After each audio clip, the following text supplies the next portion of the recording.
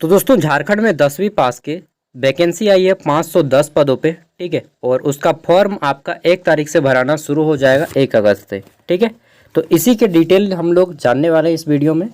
और इससे पहले मतलब क्या बताऊं, यह जो वैकेंसी है इससे पहले आपको नहीं देखने को मिला होगा, ठीक है। और इसका नाम है झारखंड क्षेत्र कार्यकर्ता प्रतियोगिता परीक्षा 2024, ठीक है। 10वीं पास कैंडिडेट को यहाँ पे लिया जाएगा। अब चलिए देख लेते हैं तो कौन कौन फॉर्म भर पाएंगे, कितना सैलरी मिलेगा, सब कुछ, ठीक है। क्योंकि फॉर्म आपका 1 तारीख से भरा जाना है, ठीक है। तो पॉइंट नंबर 1 इसमें बोला गया है आपको फॉर्म का फीस कितना लगेगा इसके बारे में, ठीक है।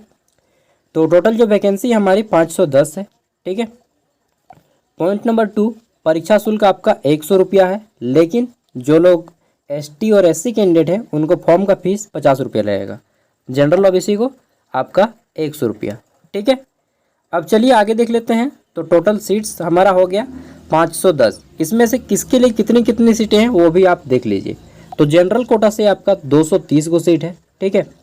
वहीं पे एसटी कोटा से 133 सीट है, एससी कोटा से 44 गो सीट है, बीसी 1 यानी कि ओबीसी बीसी 1 में 45 सीट और ओबीसी बीसी 2 में 7 सीट है, ठीक है। ईडब्ल्यूएस में 51 सीटें हैं। कुल मिला के 510 सीट्स हो जाती हैं, ठीक है। और इन 510 सीटों में महिलाओं के लिए आरक्षित सीटें हैं 25, ठीक है। और बाकी खेल के लिए 10 और सभी दिव्यांग से 5-5 यहाँ पे रिजर्व हैं, ठीक है।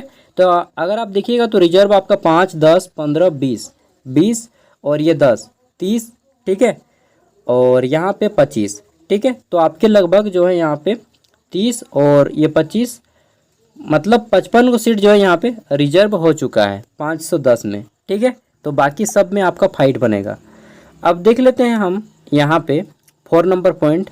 तो इसमें कौन कौन फॉर्म भर पाएंगे ये सभी चीज़ें यहाँ पे जानेंगे, ठीक है। 4 नंबर पॉइंट में बोला गया है कि परीक्षा के लिए आवेदन देने के पूर्व अभ्यर्थी यह सुनिश्चित कर लें कि जो विज्ञापन में निकाला गया है पोस्ट, ठीक है, वे इसके पात्र है भी या नहीं है, ठीक है।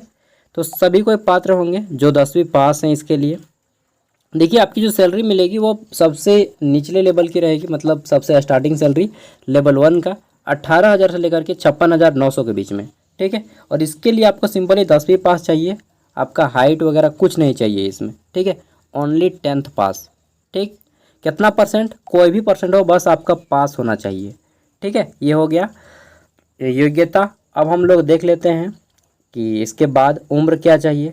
तो देखिए ये जो पोस्ट है आपका 18 वर्ष कम से कम होना चाहिए इसके लिए, और अधिक से अधिक 35 वर्ष जनरल कैटेगरी से, यानी कि अगर आप जनरल कोटा से हैं तो आपका 35 वर्ष, ठीक है। ओबीसी हैं तो 37 साल और एसटी एससी हैं तो आपका यहाँ पे 40 साल तक, साथ ही ओबीसी महिला है तो 38 साल तक, ठीक है। अब देखिए आपकी जो उम्र की गणना की जाएगी कि कब आपका 18 साल होना चाहिए। तो 1 अगस्त 2024 तक अगर आपका उम्र 18 साल हो जाता है तो आप इस फॉर्म को भर लीजिएगा, ठीक है। और वहीं अधिकतम उम्र भी 1 अगस्त 2024 के आधार पे किया जाएगा काउंटिंग, ठीक है। और ये पोस्ट जो है आपका क्षेत्र कार्यकर्ता का पद है, स्वास्थ्य चिकित्सा शिक्षा एवं परिवार कल्याण विभाग की ओर से निकाला गया है, ठीक है। इसमें आपको हेल्थ से रिलेटेड ही काम करना होगा, फील्ड में जाकर के काम करना होगा, गांव या जहाँ पे आपको पोस्टिंग मिलेगा शहर, ठीक है, वहाँ पे फील्ड में जाकर के आपको काम करना होगा इसमें, ठीक है। तो मतलब फील्ड वर्क रहेगा इसमें डेफिनेटली। अब देख लेते हैं तो फॉर्म कब से भराएगा। जैसा कि मैंने बोला 1 अगस्त से फॉर्म भराना शुरू हो जाएगा, देखते हैं, ठीक है। तो चलिए मैं सीधे पॉइंट पे आ जाता हूँ। और एक चीज़, जातीय आवासीय आय जो है आपका कब तक का प्रमाणित यहाँ पे रहेगा देख लीजिए। तो बोला गया है यहाँ पे कि एक देखिए बाकी सब में काम चलेगा। आरक्षण का दावा करने वाले सभी वर्ग के अभ्यर्थियों को क्रमिक प्रशासनिक सुधार तथा राजभाषा विभाग के पत्रांक संख्या 4650 दिनांक 2/6/2016 द्वारा निर्धारित प्रपत्र में अनुमंडल पदाधिकारी यानी कि एसडीओ लेवल का, एक मिनट यार, तो यहाँ पे क्या बोला गया है कि अगर आपका जो आवासीय प्रमाण पत्र है एसडीओ लेवल का बना है तो आपका 2016 2/6/2016 उसके बाद का बना हुआ है तो आपको काम में देगा, ठीक है। और वहीं अगर आपका सीओ लेवल का बना है तो 19 जुलाई 2019 या उसके बाद का बना है तभी आपका काम में देगा। मैं कहूँगा करंट बनवा लीजिए, क्या दिक्कत है, ठीक है। कोई दिक्कत नहीं है तो करंट बनवा लीजिए, आप लोग तत्काल में दीजिएगा तो तत्काल में आपका 7 से 8 दिन में बन जाएगा। ठीक है, बाकी यहाँ पे देख लीजिए और एक बार शॉर्ट में लिख दिया गया है कि 19/7/2019 के बाद का होना चाहिए आपका निवासी प्रमाण पत्र। ठीक है, CO लेवल से और SDO लेवल से 2016 के बाद का होना चाहिए। ठीक है, मतलब आप 2017 में बनाए तो आपका काम दे देगा SDO लेवल का। अगर आप CO लेवल से बनाए हैं और 2020 में बनाए हैं तो भी आपका काम दे देगा। ठीक है, फिर भी आप बना लीजिए नया। जाति प्रमाण पत्र, ठीक है, तो जाति प्रमाण पत्र के संबंध में बोला गया है कि आपका जो है यहाँ पे एक मिनट खांसी हो गया।